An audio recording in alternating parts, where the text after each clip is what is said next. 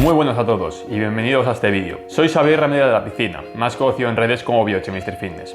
A su vez soy profesor en AudioFit, soy licenciado en bioquímica y dietista. En este vídeo voy a enseñarte las cosas que tienes que saber sobre las diferencias entre la maltodextrina, la ciclodextrina y la amilopectina. Para llevar a cabo este vídeo de una forma ordenada, comenzaré hablando de lo que es la estructura molecular desde un punto más químico. Luego pasaremos a un apartado del impacto que tienen este tipo de carbohidratos a nivel de la digestión. Luego, por otro lado, pasaremos a los protocolos de consumo, cuándo hay que consumirlos y en qué dosis. Y luego, por último, contaré algunos chascarrillos que yo creo que vendrán bien a más de uno para entender un poco el porqué de la aparición de este tipo de suplementos dentro del campo deportivo. En cuanto a la estructura molecular de las tres moléculas, voy a hablar primero de las similitudes, ¿vale? De las cosas que tienen en común entre las tres moléculas. La primera de todas es sobre todo que las tres moléculas están formadas por unidades de glucosa. Sin embargo, estas unidades de glucosa difieren, vamos a decir, tanto en número como en la propia unión dentro de la molécula, que es lo que da las características propias a cada una de las moléculas que voy a nombrar a continuación. La maltodextrina, estamos hablando de la molécula más pequeña de las tres, ¿vale? Donde las moléculas de glucosa están unidas por enlaces normalmente lineales. Sin embargo, la amilopectina tiene una estructura bastante más grande que la maltodextrina, ¿vale? Y sobre todo, la unión de las glucosas, ¿vale? Normalmente está en una estructura ramificada. Y por último, la ciclodextrina, las uniones de las glucosas están en forma circular, o sea, forman un anillo, ¿vale? Que eso da esas características típicas de la ciclodextrina, que sea muy soluble incluso en cantidades muy pequeñas de agua. Estas diferencias estructurales es lo que va a ocasionar diferencias a nivel de las digestiones, a nivel de la absorción, a nivel de la liberación de insulina y luego también alguna cosilla que contaré al final del vídeo. En cuanto al impacto gastrointestinal, tenemos sobre todo que centrarnos en la osmolaridad, ¿vale? De la molécula. La osmolaridad, desde un punto de vista químico, diríamos que son el número de moles entre litros de disolución. Pero bueno, vamos a quedarnos sobre todo con un factor que es el peso molecular de la molécula. A mayor peso molecular de la molécula, menos problemas vamos a tener a nivel digestivo. El vaciado gástrico va a ser más rápido, ¿vale? Y por lo tanto vamos a tener menos inconvenientes a la hora de poder consumir el suplemento. Si nos vamos a lo que tenemos ahora mismo en el papel, que es la maltodextrina, la ciclodextrina y la amilopectina, veremos que la maltodextrina tiene un peso molecular más bajo de las tres. Por lo tanto, el vaciado gástrico no va a ser tan rápido y además va a tener problemas asociados, sobre todo a nivel de estar unida a muchas moléculas de agua y que por lo tanto pueda ocasionarnos problemas a nivel de flatulencias o a nivel de diarreas incluso. Por otro lado, la amilopectina, a pesar de tener un peso molecular más grande, no es comparable a nivel de digestiones a la ciclodextrina. De hecho, eso es algo que se puede ver en numerosos estudios, ¿vale? En los cuales, pues dentro del campo deportivo, se les ha dado a deportistas, se ha visto realmente cuáles son las sensaciones a nivel del consumo cuando se suplementa con amilopectina o con ciclodextrina y por lo tanto, al final, si tienes que decantarte por un suplemento que sea 100% efectivo y sobre todo que no te ocasione ningún tipo de trastorno gastrointestinal, cíñete a la ciclodextrina. Algo que quiero añadir en este punto, ¿vale? Y es algo que es más empírico que validado científicamente, pero es algo que lo llevo viendo durante muchos años, es sobre todo la procedencia del almidón que se utiliza para la producción de amilopectina, ¿vale? Normalmente, por un tema más bien económico, normalmente la procedencia de maíz, ¿vale? Suele ser lo más normal dentro del campo de la suplementación deportiva. Y no es que sea todo el maíz peor, ¿vale? Porque hay variedades de maíz, ¿vale? Pero hay que tener en cuenta que también hay amilopectina de procedencia de patata, de almidón de patata. El almidón de patata, personalmente, en mi caso, ¿vale? Me produce digestiones mucho mejores que las del almidón procedente de maíz, pero como digo, todo dependerá al final de la materia prima que se utilice, ya que como digo, al final hay muchas variedades dentro del maíz y todas no tienen el mismo impacto a nivel intestinal. Por lo tanto, hay que tener cuidado a la hora de interpretar a veces bibliografía, porque no te especifican qué especie concreta de maíz se está utilizando, si es amilopectina de patata o es amilopectina de maíz, ¿vale? Entonces, por lo tanto, aquí ya entramos dentro de un campo un poco empírico, en el cual, bajo la prueba y error, se puede ver en cada caso en concreto qué amilopectina va mejor para para cada uno. Mucha gente, el miedo que tiene, sobre todo con ese tipo de suplementos, más allá de los problemas gastrointestinales, está sobre todo asociado a la liberación de insulina. Hay que decir que al final hay limitaciones a veces en estudios, ¿vale? Porque no se utiliza siempre ciclodextrina de patente Cluster Dextrin, ¿vale? Y por lo tanto a veces puede haber datos que puedan ser un poco dispares. Sin embargo, sí que se ha visto, más o menos de una forma generalizada, que la ciclodextrina no produce un pico de insulina tan sumamente alto como puede producir la maltodextrina o la amilopectina,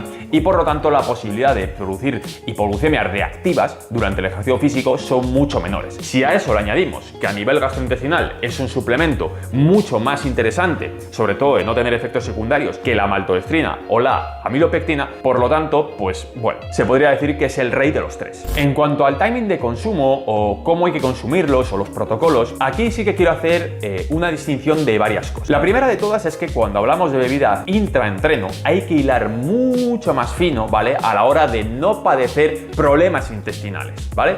Entonces, como he dicho anteriormente, la ciclodextrina aquí sería la opción más idónea, ¿vale? Sobre todo para esas personas que son un poco sensibles cuando están entrenando y que tienen algún problemilla gastrointestinal. Si no tienes ningún tipo de problema, que yo soy uno de ellos, por ejemplo, yo utilizo maltodextrina de forma normal. Puntualmente puedo utilizar a lo mejor amilopectina, pero desde mi punto personal, yo entre probar amilopectina de procedente de maíz o tomar maltodextrina, a mí personalmente me va mucho mejor la maltodextrina, pero como digo, es mi caso personal. Sin embargo, sí que tengo que admitir que con ciclodextrina es como si bebería agua, ¿vale? Pero bueno, unido a este punto, sobre todo quiero hacer aquí una distinción entre lo que es bebida de consumo intraentreno, que como digo hay que hilar lo más fino posible, o una bebida que se pueda consumir, por ejemplo, en el post-entrenamiento, ¿vale? Cuando nos centramos ya en el post-entrenamiento, el tener a lo mejor alguna flatulencia o el tener a lo mejor algún malestar intestinal puntual no te va a cambiar la ecuación del entrenamiento que hayas hecho previamente, ¿vale? Al final es como la comida. La comida también podemos entrar en un campo, ¿vale? En el cual algunos alimentos nos sientan mejor que otros, pero no por ello a veces los dejamos de consumir. Pues dentro de este campo tenemos que mirar un poco la relación coste-beneficio, en el sentido de que si tenemos que recuperarnos rápido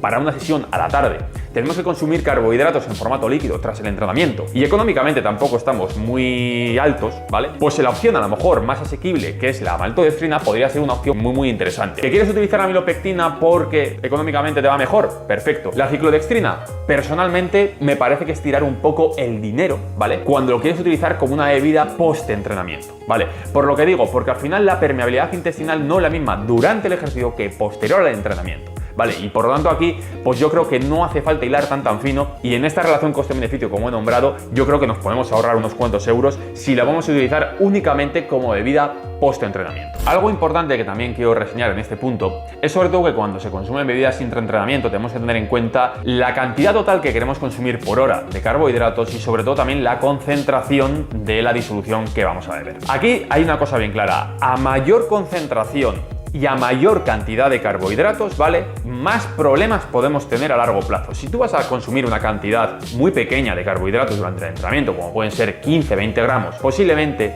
la maltodextrina no te va a ejercer ningún tipo de problema. Entonces, saltar una ciclodextrina puede ser una opción, pero me refiero que tampoco le vas a sacar el partido que quieres. Sin embargo, cuando ya a lo mejor el consumo supera los 80 gramos, lo que es en el entrenamiento, 50 gramos, dependiendo un poco también de la tolerancia de la persona, o dependiendo también del entrenamiento, porque no es lo mismo al final un entrenamiento de endurance, donde al final se lleva un ritmo sostenido durante mucho tiempo, que a lo mejor un entrenamiento de CrossFit, donde hay unos altibajos de intensidad brutal y la probabilidad de vomitar es mucho más alta. Por tanto, en deportistas de CrossFit yo siempre diré que lo mejor es que consuman ciclodextrina, precisamente para evitar cualquier tipo de reflujo que pueda ocasionar la bebida intraentrenamiento. Pero como digo, aquí hay que tener en cuenta sobre todo la cantidad total que vamos a consumir y la concentración de la disolución que vamos a tener, ¿vale? En cuanto a la concentración de la disolución, yo recomiendo que no sea más allá de un 8-10% como mucho. Ello significa que si vais a utilizar 60 gramos de ciclodextrina durante el entrenamiento, al menos diluirlos en 600 mililitros de agua, y aún así ya me parece una concentración muy concentrada. Pero con la ciclodextrina es algo que es más o menos pasable. Sin embargo, con la amilopectina o con la maltodextrina, pues bueno, como digo, no es lo más óptimo. Entonces, esto tenerlo en cuenta de cara a gestionaros las bebidas, sobre todo intraentrenamiento. Para ir terminando, solamente voy a contaros un chascarrillo de la ciclodextrina que me parece muy interesante, puesto que al venir yo de la bioquímica lo he tenido que vivir en primera persona. La primera vez que voy a hablar de la ciclodextrina no fue precisamente de cara al ámbito deportivo, sino justamente en el ámbito farmacológico. Precisamente porque las ciclodextrinas, en plural, ya que es un grupo muy grande de carbohidratos, se utilizan principalmente para vehiculizar utilizar fármacos que en condiciones acuosas, en contacto con el agua, pues son insolubles, pero sin embargo al meterlos dentro de la molécula de ciclodextrina, que forma, como he dicho, una estructura circular y una especie de anillo, se pueden vehiculizar perfectamente en el organismo humano para llevarlos a los distintos compartimentos. Por lo tanto, me parecía interesante compartir con todos vosotros esta información de cara sobre todo a que veáis que más allá del apartado digestivo, el apartado nutricional y de rendimiento deportivo, la ciclodextrina realmente tiene un poder farmacológico increíblemente grande. Para finalizar, recuerda que si quieres prepararte para ser dietista o entrenador personal de una forma 100% legal con AudioFit, tienes los enlaces en la descripción de este vídeo. Espero que te haya gustado y nos vemos en próximos vídeos. Un saludo.